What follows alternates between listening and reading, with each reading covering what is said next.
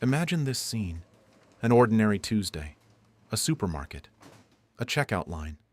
An old song plays quietly through the speakers, the same one they used to play on the radio when you were a child. Nothing special. People slowly move forward with their shopping carts. Someone checks their phone. Someone stares at the conveyor belt. And then, something happens. Your throat tightens. Your eyes start to burn.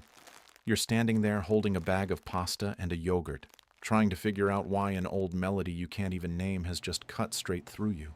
You blink faster, look up at the ceiling, pretend you're searching for something on the shelf, because you already know what you'll think a second from now. Here we go. Again. What is wrong with me? And if you've ever experienced that moment, you know one more thing.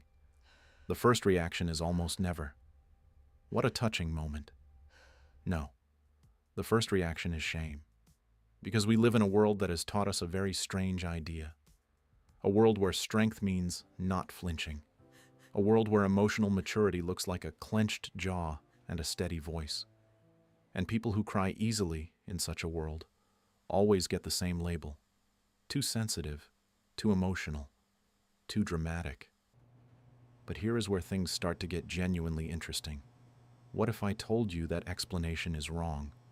What if the tears you're trying to hide in a supermarket checkout line are not actually a sign of weakness, but a signal from a very complex and very finely tuned nervous system?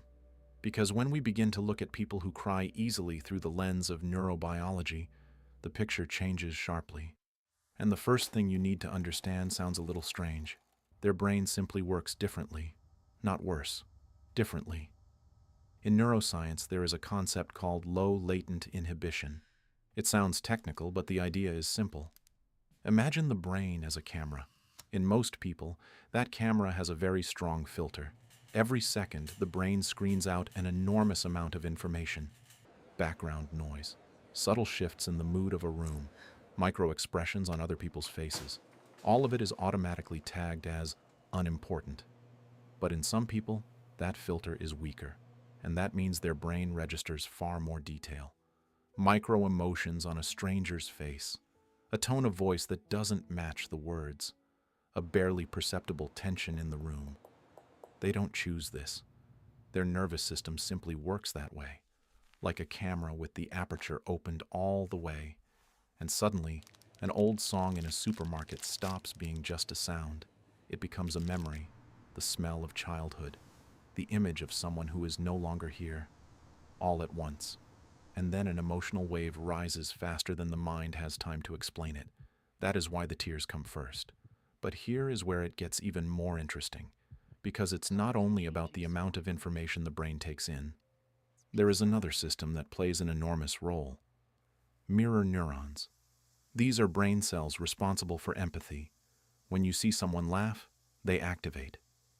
When you see someone suffer, they activate too. They literally allow us to feel what another person is feeling. And here is what research shows. In people who cry easily, this system often works more intensely. Meaning when they see someone else's emotion, their brain doesn't simply register it.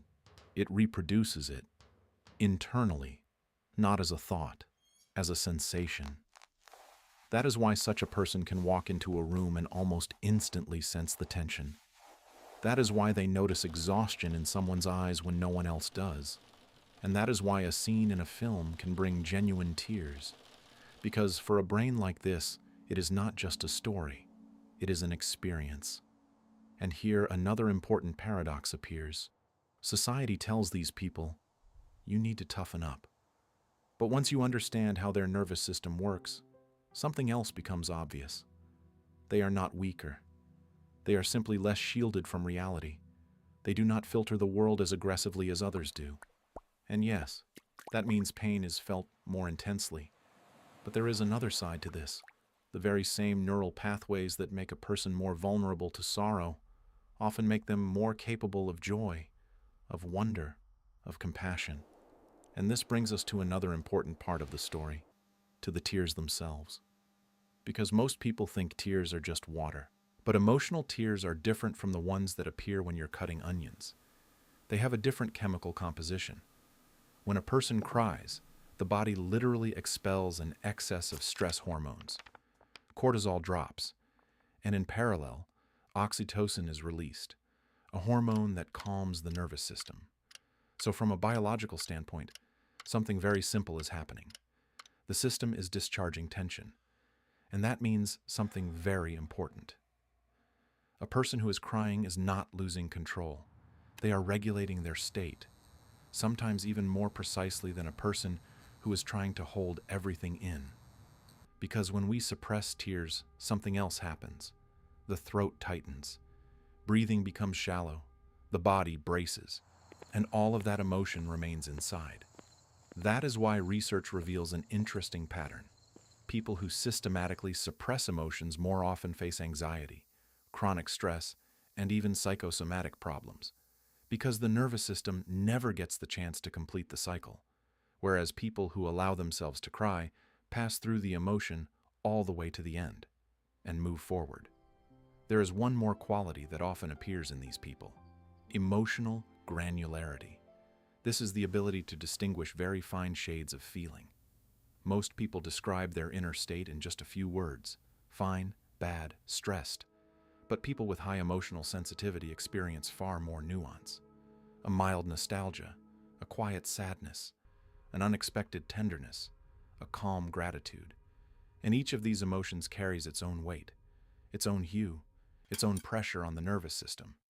Sometimes words simply cannot contain all of it, so tears appear instead.